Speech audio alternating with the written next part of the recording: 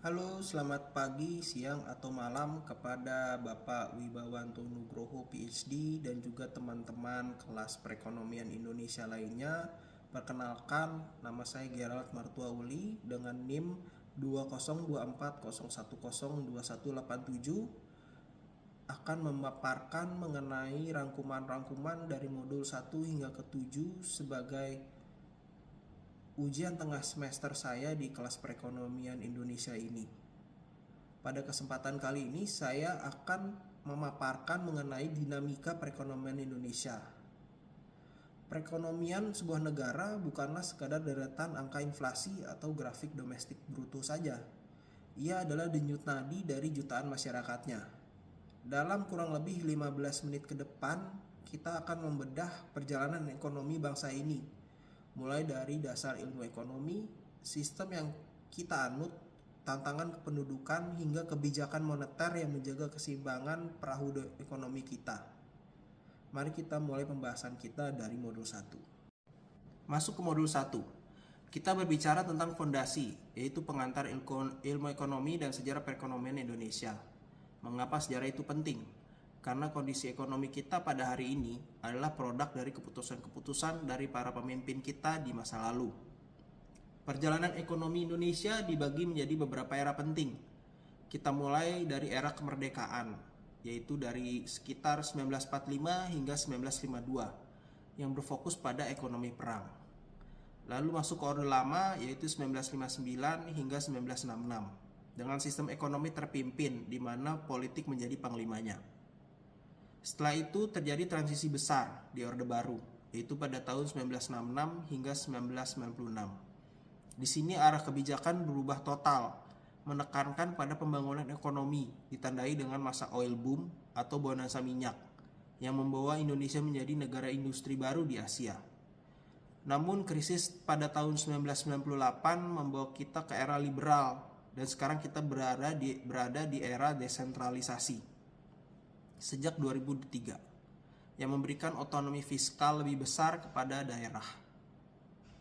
Satu hal unik yang ada di Indonesia adalah sifat ekonomi yang dualistik, di mana sektor modern yaitu industri besar berdampingan dengan sektor tradisional, contohnya seperti pertanian dan kerajinan kecil.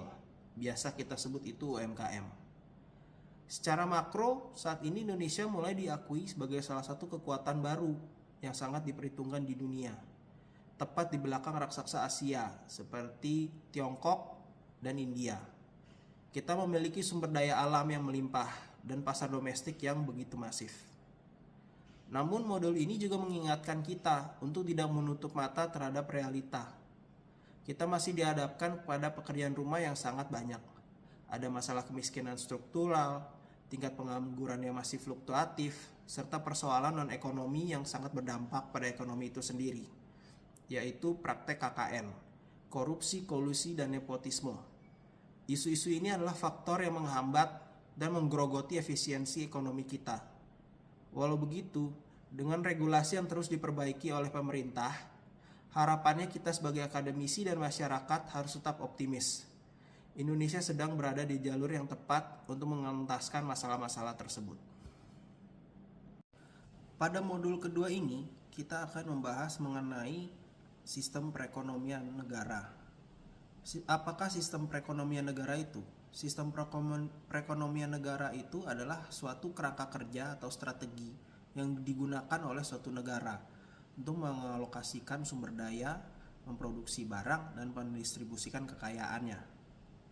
Tujuannya adalah untuk menjawab pertanyaan-pertanyaan ekonomi, seperti apa yang diproduksi, bagaimana cara memproduksinya, dan kepada siapa hasil produksi tersebut didistribusikan.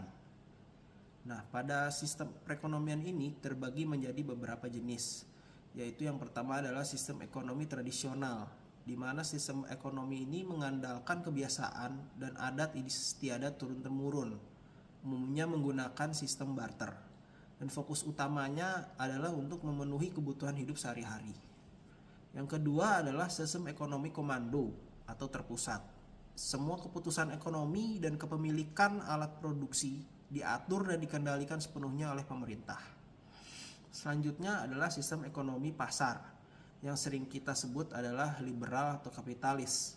Keputusan ekonomi diserahkan sepenuhnya kepada mekanisme pasar, yang mana adalah supply and demand, permintaan dan penawaran. Kepemilikan modal dan sumber daya berada di tangan individu atau swasta. Yang terakhir adalah sistem ekonomi campuran, yang mana merupakan gabungan antara sistem komando dan pasar, di mana pemerintahan dan swasta saling berinteraksi dan berbagi peran dalam mengendalikan ekonomi. Pertanyaannya adalah, di mana posisi Indonesia? Berdasarkan tinjauan historis dan empiris, Indonesia itu menganut sistem ekonomi campuran, atau sering kita bilang sistem ekonomi Pancasila. Sistem ini tidak lahir begitu saja, melainkan hasil dari evolusi panjang bangsa kita. Karakteristik utama dari sistem ekonomi Pancasila ini adalah perekonomian yang disusun sebagai usaha bersama berdasar asas kekeluargaan. Yang kedua adalah cabang produksi yang penting bagi negara dan hajat hidup orang banyak dikuasai sepenuhnya oleh negara. Yang ketiga adalah bumi, air, dan kekayaan alam digunakan sebesar-besarnya untuk kemakmuran rakyat. Jadi, peran pemerintah dan swasta haruslah berimbang demi keadilan sosial. Di sini adalah merupakan tantangan yang dihadapi oleh kita bangsa, bagaimana pemerintah menyikapi praktek-praktek ilegal yang masih dilakukan oleh pihak swasta. Dan menariknya, jika kita melihat sejarah pembangunan jangka panjang, tahap pertama di masa lalu, struktur pengambilan keputusan ekonomi kita cenderung sentralistis, di mana pemerintah pusat yang mendikte atau menerapkan pendekatan top-down. Namun seiring dengan reformasi dan otonomi daerah, sistem perekonomian kita ini terus berkembang mengikuti zaman, menjadi lebih terdesentralisasi, yang tujuannya untuk memastikan keadilan sosial benar-benar terwujud. Kita beralih ke modul 3, yang berfokus pada pertumbuhan ekonomi. Harus dibedakan dulu antara ekonomi dan pertumbuhan ekonomi. Pembangunan adalah proses fundamental pemerataan kesejahteraan dan perubahan struktur. Pembangunan ekonomi ini dilakukan agar menunjang pertumbuhan ekonomi. Pertumbuhan ekonomi adalah katalisnya, yaitu indikator kuantitatif naiknya pendapatan nasional. Ada 4 pendorong utama pertumbuhan ekonomi kita, yaitu kenaikan permintaan domestik, daya beli masyarakat yang menggerakkan roda bisnis. Yang kedua adalah perluasan ekspor, seperti pengiriman bahan baku, komoditas khas Indonesia, atau produk jadi yang kita kirim ke luar negeri. Ketiga adalah perubahan teknologi, yaitu melalui masuknya investor yang membawa transfer pengetahuan. Dan keempat, yang sangat esensial adalah substitusi impor. Di modul ini kita melihat contoh nyata dari strategi substitusi impor, seperti perakitan kendaraan oleh PT Astra International Tbk di dalam negeri. Untuk mengukur efektivitas dari kebijakan makro semacam ini, kita perlu membedah kinerja mikro perusahaannya, yaitu kita harus melihat rasio profitabilitas, rasio likuiditas, dan juga rasio solvabilitasnya. Selama ini Astra dalam beberapa tahun terakhir, kita bisa lihat dengan sangat jelas bagaimana resiliensi industri otomotif sektor domestik menopang pertumbuhan ekonomi nasional, seperti menyerap tenaga kerja, dan juga sekaligus mengurangi ketergantungan kita pada impor barang jadi secara langsung. Sekarang kita membahas mengenai modul 4, yaitu membahas mengenai kependudukan dan pengangguran. Mari kita diskusikan mengenai kependudukan dan pengangguran ini. Ilmu ekonomi tidak bisa lepas dari demografi. Saat ini dunia termasuk Indonesia mengalami apa yang disebut population explosion atau ledakan penduduk. Secara demografis, ledakan ini terjadi bukan semata-mata karena lonjakan kelahiran, melainkan karena angka kematian yang menurun drastis berkat majunya teknologi kedokteran, fasilitas kesehatan, dan perbaikan gizi, dan juga harapan hidup manusia semakin tinggi. Hal ini tentu saja memunculkan pedang bermata dua, Di satu sisi kita memiliki bonus demografi berupa angkatan kerja yang masif. Namun di sisi lain, tolak ukur kependudukan seperti angka kelahiran kasar dan angka kelahiran total harus dikelola dengan baik. Jika ledakan kependudukan ini tidak diimbangi dengan ketersediaan lapangan kerja yang memadai, bonus demografi ini akan berbalik menjadi bencana pengangguran. Angkatan kerja yang tidak terserap akan menciptakan beban ekonomi tambahan dan meningkatkan rasio ketergantungan. Dan juga dikhawatirkan dari pengangguran-pengangguran ini akan tercipta kriminalitas yang terjadi di masyarakat. Nah, bicara soal populasi yang besar, kita otomatis dihadapkan pada kebutuhan dasar, yang mana pada modul 5 yaitu membahas ketahanan pangan dan pembangunan pertanian. Sektor pertanian adalah sektor yang strategis yang kontribusinya terhadap produk domestik bruto sangat krusial, sekaligus menjadi penyerap tenaga kerja terbesar di pedesaan. Dalam penyelenggaraannya, pertanian kita berevolusi menjadi 3 tahap utama. Pertama adalah tahap pertanian tradisional, di mana petani hanya menggunakan tenaga manusia untuk memenuhi kehidupan sehari-hari saja, atau juga disebut masyarakat subsisten.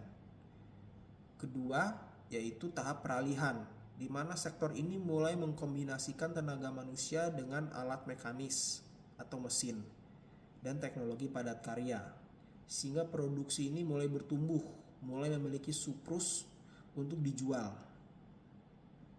Yang ketiga adalah tahap pertanian modern atau spesialisasi. Ini adalah visi ketahanan pangan kita ke depan, di mana pertanian memanfaatkan teknologi mutakhir dari proses pembibitan, panen, pengemasan atau packaging, hingga pemasaran seperti yang sudah dipraktekkan di negara-negara maju. Contohnya Amerika Serikat dan juga Republik Rakyat Cina atau Tiongkok. Selanjutnya bergerak dari sektor agraris, kita berlanjut kepada modul 6 yang membawa kita pada analisis industri. Industrialisasi adalah kunci untuk melipat gandakan nilai tambah ekonomi. Di Indonesia, struktur industri dapat dipetakan ke dalam beberapa klasifikasi utama. Ada industri dasar yang misinya mempercepat pertumbuhan ekonomi secara masif. Karakteristiknya adalah padat modal dan bertransformasi menggunakan teknologi tinggi. Contohnya adalah industri mesin dan industri kimia dasar. Lalu ada industri kecil yang merupakan tulang punggung ekonomi kerakyatan, yang umumnya kita tahu itu adalah UMKM. Biasanya industri ini menyerap tenaga kerja di bawah 20 orang. Contohnya adalah industri pangan rumahan, industri sandang atau pakaian, hingga kerajinan. Yang terakhir adalah industri hilir. Misi utamanya adalah mengolah kekayaan sumber daya alam yang mentah menjadi barang jadi atau setengah jadi. Ini mencakup industri yang mengolah hasil hutan, hasil pertambangan, dan hasil pertanian agar memiliki nilai jual yang jauh lebih tinggi di pasar global. Nah, sebagai penyimbang seluruh aktivitas ekonomi real tadi, di modul 7 kita mempelajari sistem kendalinya, yaitu kebijakan moneter. Ketika ekonomi sedang tidak stabil, misalnya terjadi inflasi yang terlalu tinggi atau perputaran uang yang lesu, Bank sentral dalam case ini adalah Bank Indonesia akan turun tangan. Pengaruh kebijakan moneter ini pertama kali akan memukul atau merangsang sektor perbankan sebelum akhirnya mengalir ke sektor real. Ada 4 instrumen utama yang digunakan, yaitu ada politik diskonto, yaitu kebijakan menaikkan atau menurunkan suku bunga dasar. Yang kedua adalah giro wajib minimum, yakni mengatur persentase dana tunai yang harus disimpan bank umum di bank sentral. Yang ketiga adalah operasi pasar terbuka melalui aktivitas jual beli surat berharga di pasar uang. Selanjutnya adalah politik kredit selektif untuk memperketat atau melonggarkan syarat pemberian kredit ke masyarakat. Semua ini bermuara pada satu tujuan besar makroekonomi, yaitu menjaga stabilisasi harga menekan pengangguran, dan menyeimbangkan neraca pembayaran internasional. Teman-teman semua, dari paparan modul 1 hingga 7 tadi, kita bisa menarik satu benang merah. Perekonomian Indonesia adalah sebuah orkestra yang sangat kompleks. Mulai dari pondasi sejarah, sistem yang kita anut, ketangguhan industri otomotif dan manufaktur, kebutuhan pangan dari sektor pertanian, ledakan jumlah penduduk, hingga kehati-hatian dalam menetapkan kebijakan moneter. Semuanya saling terkait erat. Semoga analisis dan rangkuman yang saya sajikan dalam 15 menit ini dapat memberikan perspektif yang utuh dan komprehensif bagi kita semua. Saya Gerald Mertouli mengucapkan terima kasih sebesar-besarnya kepada dosen pengampu Bapak Wibawanto Nugroho PhD serta rekan-rekan mahasiswa yang telah menyimak. Mari kita terus belajar, menganalisis, dan berkontribusi untuk perekonomian Indonesia yang lebih baik. Terima kasih.